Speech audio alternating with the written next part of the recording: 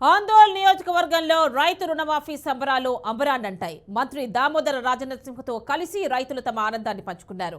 CM Revanth Reddy నిర్వహించిన video conference లో రైతులు, వ్యవసాయ శాఖ అధికారులతో కలిసి మంత్రి పాల్గొన్నారు.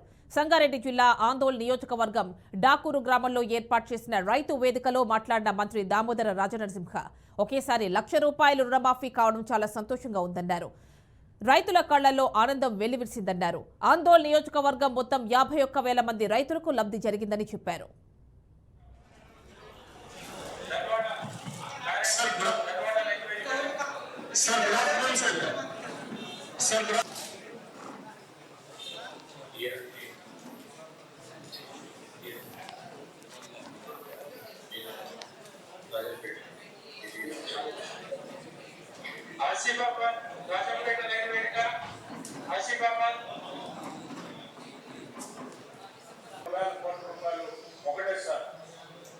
అటువంటి గొప్ప కార్యక్రమాన్ని ఈరోజు తెలంగాణ రాష్ట్ర ప్రభుత్వం 31,000 కోట్ల రూపాయలు రైతాంగ సోదరులు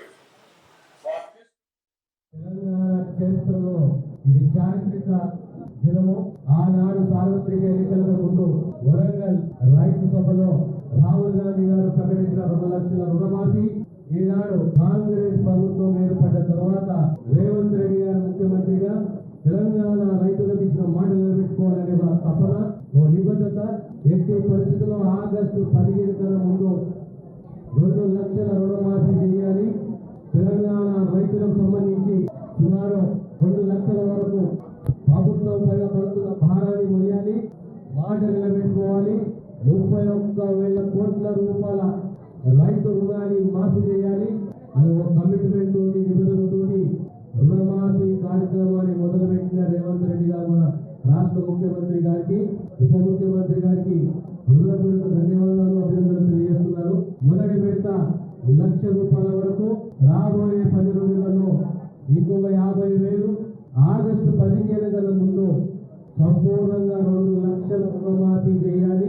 ఈ ప్రభుత్వము రేవంత్ రెడ్డి గారి నాయకత్వంలో 2,00,000 రుణమాఫీ చేయబోతున్నది. తెలంగాణ చరిత్రలో ఇది చారిత్రక దినము.